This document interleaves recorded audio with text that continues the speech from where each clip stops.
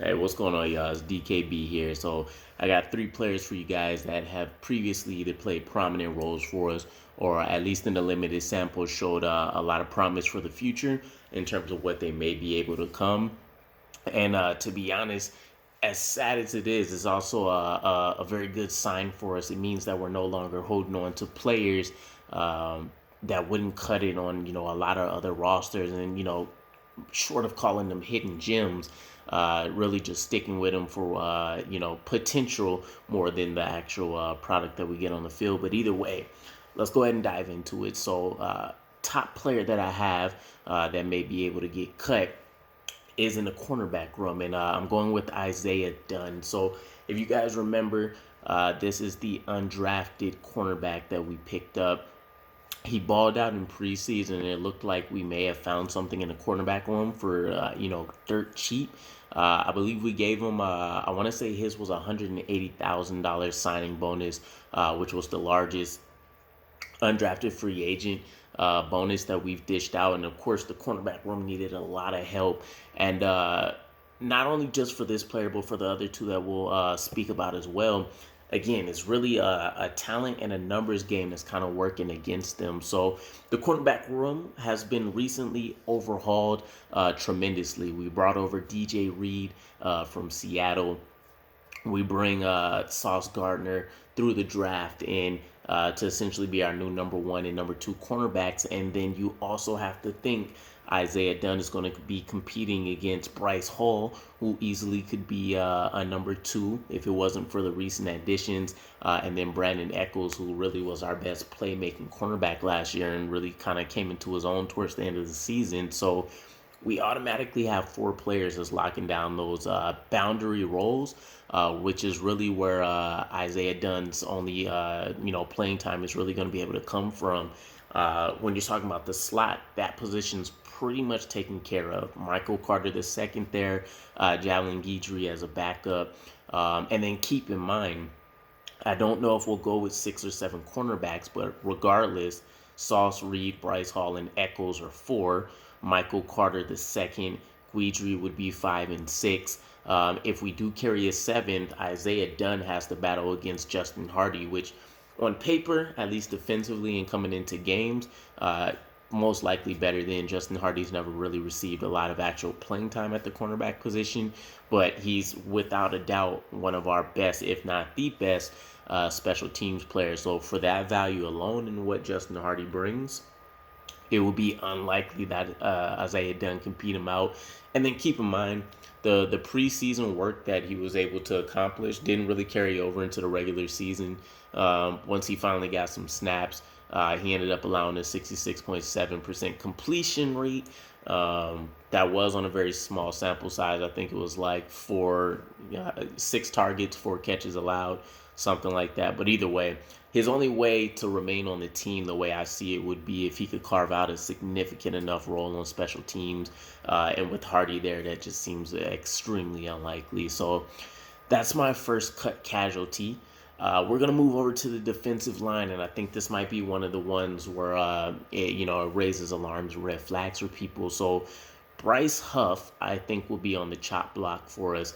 And again, this is really a numbers game and kind of where he may be able to fit and where we can get the most bang for our buck. I don't know if he's a practice squad eligible type player or anything like that. So who knows if we can get him to stick around somehow. But essentially, he's battling for time as only being an outside threat. He's not really a player that can move inside and out. He has to battle with Lawson, Jermaine Johnson, Jacob Martin, Vinny Curry, and you figure Bradley and Nye is in the mix to maybe beat him out. Bradley and Nye is really going to be his best way in if he ends up making it as like that 8th man in the rotation. We still have JFM, Quentin Williams in the middle, Solomon Thomas that we have to think about in terms of, I'm pretty sure we just stick to an 8-man rotation. And Bryce Huff, he really just hasn't cut it. Actually, in a much smaller sample size as more of a backup rotation player, he did better in 2020 than he did in 2021, where, yes, he was impacted by injuries, as was much of the team. But ultimately, he didn't have the same the same effectiveness that he did in 2020. We're talking, in 9 games.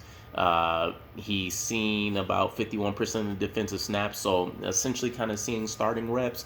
And he was only able to get 11 pressures and 2 sacks. And, in comparison, he only played in about 4 games in 2020, and he also picked up 2 sacks, and I think it was somewhere around 4 or 5 pressures. So, a lot of factors played into that. Again, the entire team was a little bit porous, but I think when you see the new influx of talent, he's easily at least the 6th, 7th, 8th man in rotation, and that can be up for argument very quickly. Bradley and I is a player that was definitely on the rise coming from the Cowboys.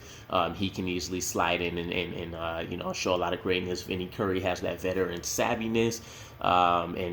We just tried to bring him back after his bout winning. I want to say he had some blood clot issues. I'm pretty sure it was more serious than that. I can't remember off the top of my head. But irregardless, Bryce Huff is definitely facing an uphill battle to make the team at our deepest position, arguably, on the New York Jets roster. And then the final one, I don't really think this is a surprise, but considering Joe Douglas did make some of the comments regarding wanting to give players he's drafted at least 3 years before they kind of make a move, LaMichael Pirine fits into this category as maybe somebody that technically could be a surprise.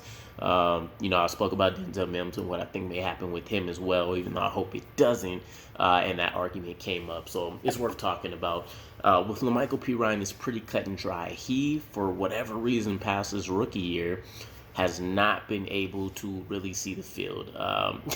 He got a whopping 8 attempts last year, 31 yards. Ironically enough, depending on how you want to take a look at the metrics, it seems like he could have been pretty effective. 23 of his yards were before contact, so you have to imagine at least his vision was a lot better than what we were seeing in 2020, but he still averaged under 4 yards per carry, obviously. And basically, he's just, the depth chart improved. It's not really going to be a whole lot of opportunities for him to necessarily carve out a role, with Bryce Huff being a 3-down back. Michael Carter is definitely a highly effective 2-down running back in his own right. He's not necessarily going to be able to come in and pass block pretty effective. Tevin Coleman's there to be that senior veteran presence that also can help in the receiving game, much like Michael Carter and Bryce Huff can also do.